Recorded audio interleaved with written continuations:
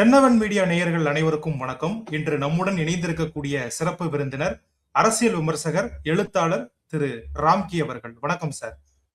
வணக்கம் sir. Super star Rajinikanth அவர்களிடம் ஒரு அறிக்கை வெளியாகி இருக்கு.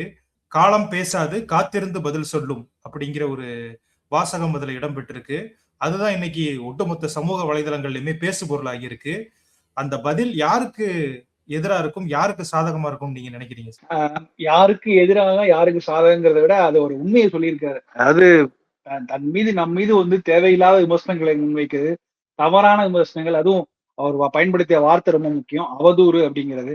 நம்ம மீது யாராவது அவதூறு முன்வைத்தால் அதை நம்ம கடந்து செல்வது சரி, அதற்கான பதிலை காலம் சொல்லும் அப்படிங்கிறதுதான் அதோட இது. அவர் இந்த மௌனத்தை கலைத்து விட்டு சொல்ல வேண்டிய அவசியம் இல்லை. ஆனாலும் சொல்லியிருக்காரு. என்ன காரணம்னா, இருபெரும் கூட்டணி கட்சிகளில் இருந்தும், திமுக கூட்டணி கட்சிகளும் சரி, திமுக திருமாவளவன் அவர்கள், அமைச்சர் ரகுபதி இவர்கள் எல்லாம் கண்டனம் பதிவு செய்திருந்தாங்க. நேற்று என்டிஏ கூட்டணியில் உள்ள எல்லா கட்சிகளையுமே வரிசையா எல்லாரும் கண்டனத்தை பதிவு செய்றாங்க. சோ அவர்களுக்கு நன்றி தெரிவிக்கும் விதமாக, ஏன்னா ரஜினி என்றைக்குமே ரஜினி தான். அவர் மற்றவர்கள் போல மற்றவர்கள் பேசும்போது அமைதியாக வேடிக்கை பார்த்துட்டு அதை கடந்து போறது கிடையாது. அதனால அவங்க ஒரு இது சொல்லும் போது, கண்டனம் தெரியும் போது அவங்களுக்கு நன்றி தெரிவிக்கும் விதமா தான் இன்னைக்கு ஒரு வாரம் சொல்லியிருக்காரு. ஏன்னா இந்த விஷயத்த அவர் நிச்சயமா அவர் கடந்து போயிருப்பாரு. சோ இந்த விஷயம் இவ்வளவு பெரிய சர்ச்சையா ஆனதுக்கு காரணமே ஆதவ அர்ஜுனா என்கிற நபர். சோ அவர் என்ன வேணாலும் பேசலாம், எது வேணாலும் பேசலாம், எல்லை மீறி பேசி கொண்டிருக்கிறார். அதை அமைதியாக விஜயும் அவருடைய தாவேகா கட்சியும் வேடிக்கை பார்த்துட்டு இருக்காங்க. அதுதான் இங்க கவனிக்கப்பட வேண்டிய விஷயம். இது நடந்து ஒரு வாரம் ஆக போகுது. ஆனா இதுல சம்பந்தமா எந்த விதமான ஒரு வாரமாவும் பேசிட்டு தான் இருக்கோம்.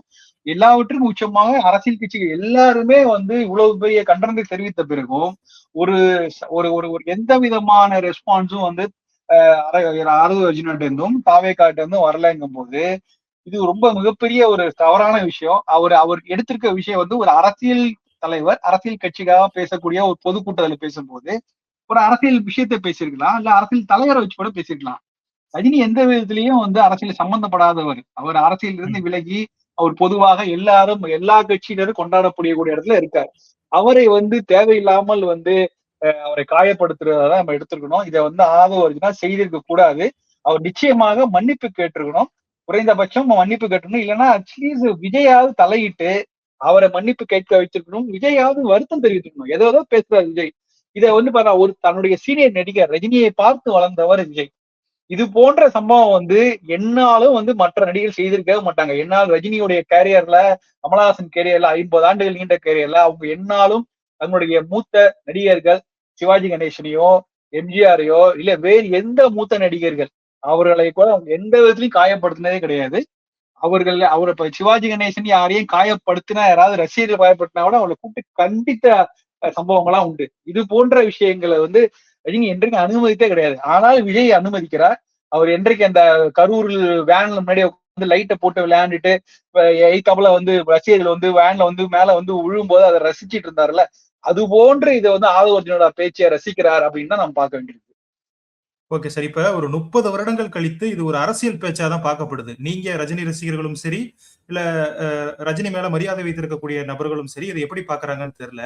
ஆனா செய்தி ஊடகங்கள் இது விஜய்க்கு எதிரான ஒரு அறிக்கை அப்படிங்கிற மாதிரி கட்டமைச்சுக்கிட்டு இருக்காங்க. இதை விஜய்க்கு எதிரான அறிக்கையா பார்க்கணுமா, அப்படி இல்லைன்னா ஆதவ அர்ஜுனா அப்படிங்கிற ஒரு தனிநபருக்கு எதிரான அறிக்கையா பார்க்கணுமா? இல்ல, இதை விஜய்க்கு எதிரான அறிக்கையா பார்க்கணும்னா அது விஜய் எடுக்கக்கூடிய முடிவுதான். இந்த விஷயத்த விஜய் சால்வ் பண்ணணும்னு நினைச்சிருந்தாருன்னா விஜய் ஆதவ அர்ஜுனாட்ட பேசி இல்ல இந்த சம்பவத்துக்கு மன்னிப்பு வருத்தம் தெரிவிக்க சொல்லியிருக்கணும். அப்படி சொல்லியிருந்தாருன்னா இதை விஜய்க்கு எதிராக பார்க்க வேண்டிய அவசியம் இல்ல. அப்ப அந்த ஒரு மெச்சூரிட்டி விஜய்க்கு இருக்கா, அதான் கேள்வி. இப்ப ஏன்னா நீங்க இது ஒரு நாள் 2 நாள்ல ஒரு வாரமா நடந்துட்டு இருக்குது. அதுக்கப்புறம் அவங்க டெல்லிக்கு போனாங்க, வந்தாங்க. எனக்கு நான் ஆதவ அர்ஜுனாவே நான் பார்க்கல, பார்த்துருந்தா அதை கேட்டிருப்பேன் அப்படின்னு விஜய் சொல்றதுக்கு கூட இடம் இல்லை. ஏன்னா அவங்க 2 பேரும் சேர்ந்துதான் இருந்திருக்காங்க. இது ஏதோ ஒரு அமைப்புல ஒரு அரசியல் கட்சி தலைவர், அரசியல் கட்சியில இருக்கிற ஒரு முக்கியமான ஒரு நிர்வாகி இப்படி பேசியிருக்காருன்னா அதுக்கு முழு பொறுப்பும் விஜய்க்கு தான் இருக்கு. விஜய் இது தலையிட்டு இதற்கான விளக்கத்தை கொடுத்திருக்கணும், அவர் வருத்தம் தெரிவித்திருக்கணும். விஜய் வேடிக்கை பாக்குறாருன்னா அதுக்கு அவருக்கு இதுக்கு ஒப்புதல் இருக்குது, இதை ரசிக்கிறார் அப்படின்னு தான் நம்ம எடுத்துக்கணும். Okay sir. இப்ப இந்த அறிக்கை வந்ததுமே ஒரு விமர்சனத்துக்கு உள்ளாக்கப்படுது. அதாவது இந்த சம்பவம் நடந்து நீங்க சொன்ன மாதிரி ஒரு வாரம் ஆயிருச்சு.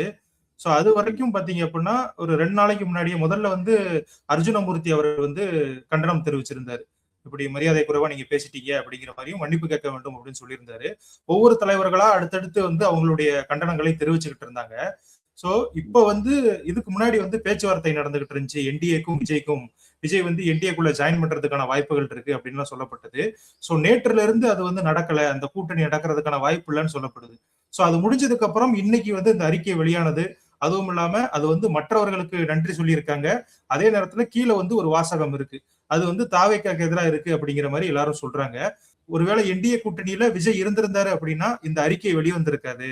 சோ அவர் வந்து என்டிஏல இடம்பெறாதனாலதான் இந்த அறிக்கை வந்திருக்கு அப்படிங்கிற மாதிரியும் சொல்றது. அதை நீங்க எப்படி பாக்குறீங்க? உங்க கேள்வியை புரிஞ்சுக்கிறேன். நான் முதல்ல ஒரு விளக்கத்தை கொடுத்துறேன். முதல்ல இந்த அறிக்கைக்கு ஒரு பின்னாடி ஏதோ ஒரு உள்நோக்கம் இல்ல.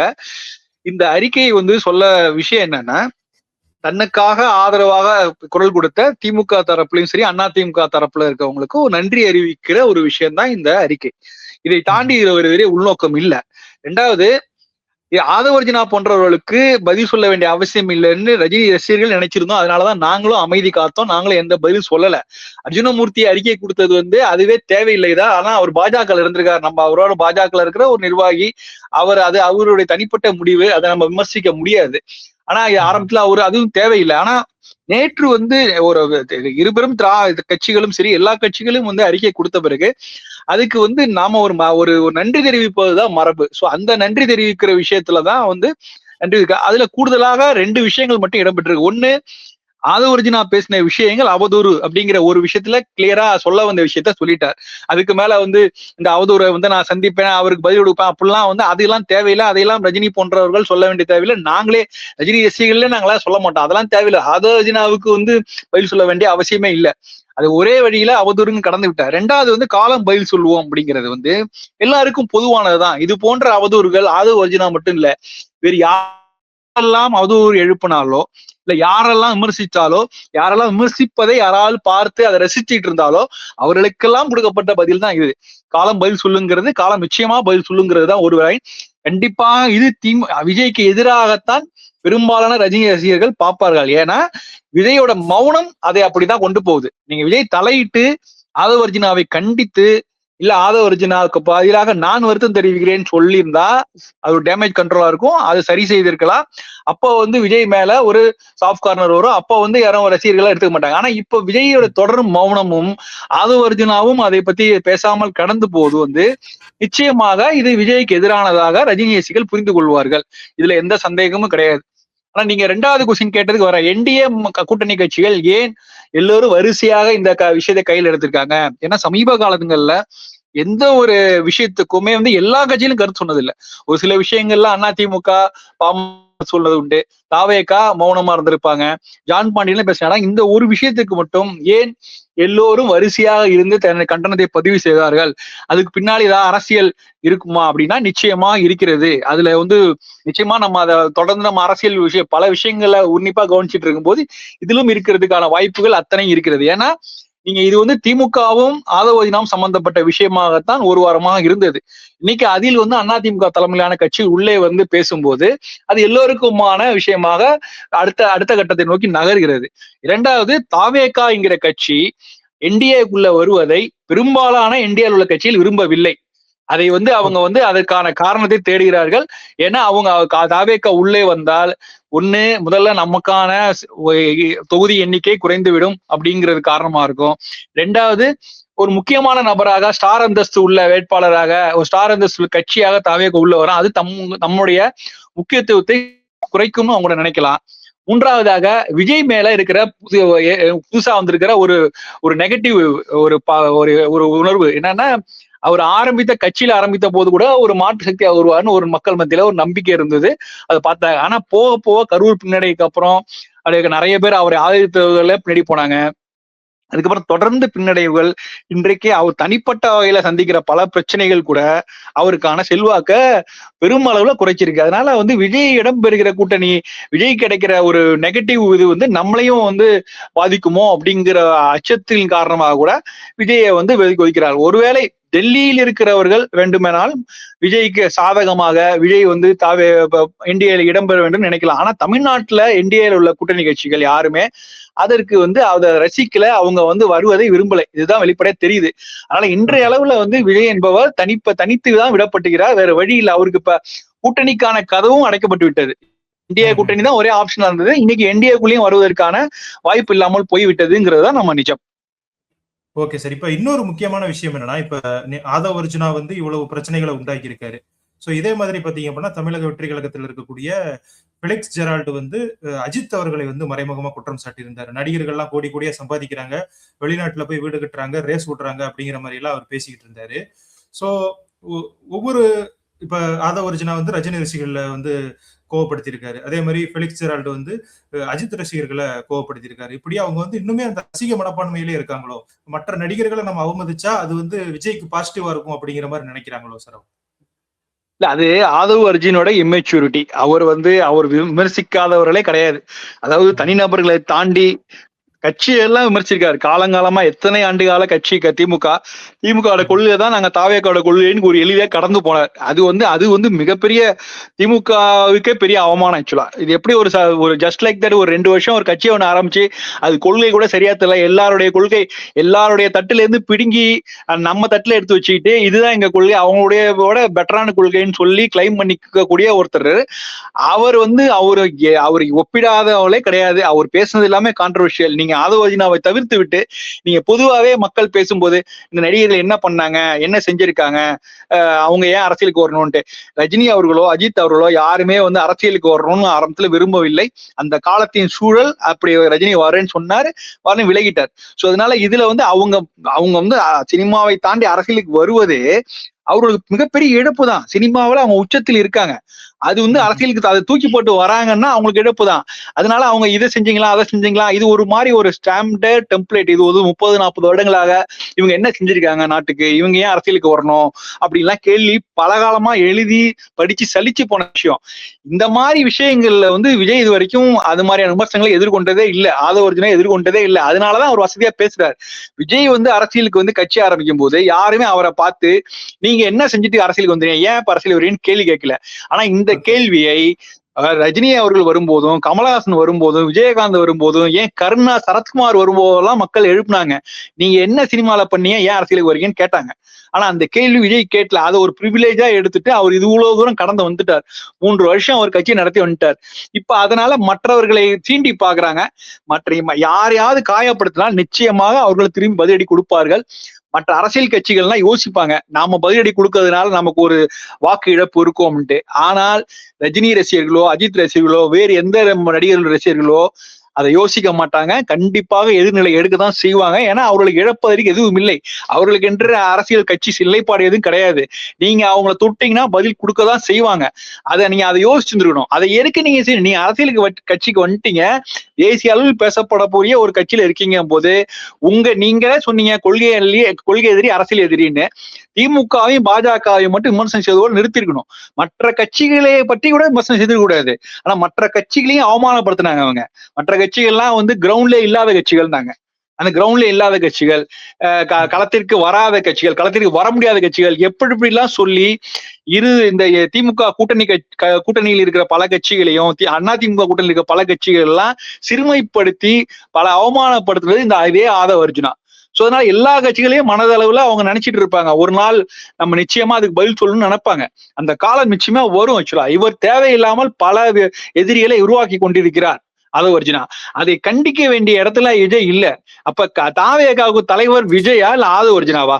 ஆதவ் அர்ஜுனாவை சொல்றதெல்லாம் கேட்பதற்காக ஒரு கட்சி ஆரம்பிச்சிருக்காரா விஜய்?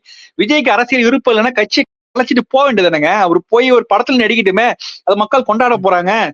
எல்லாரும் திரும்ப திரும்ப ரசிகர்கள் பார்த்துட்டு சாதாரண பொதுக்கிட்டத்துக்கு முண்டியடிச்சுட்டு வரக்கூடிய ரசிகர்கள் அவர் ஒரு வருஷத்துக்கு 3-4 படம் நடிச்சாருன்னா 30 தடவை பாக்குறதுக்கும் தயாராக இருக்கக்கூடிய வெறித்தனமா ரசிகர்கள் இருக்காங்க.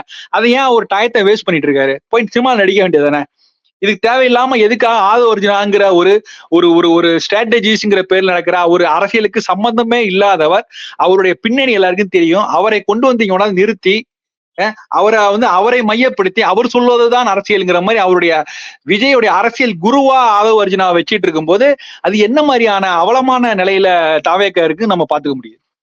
Okay sir. இதுக்கப்புறம் விஜய் மன்னிப்பு கேட்பார் அப்படிங்கிற ஒரு நம்பிக்கை இருக்கா சார் உங்களுக்கு?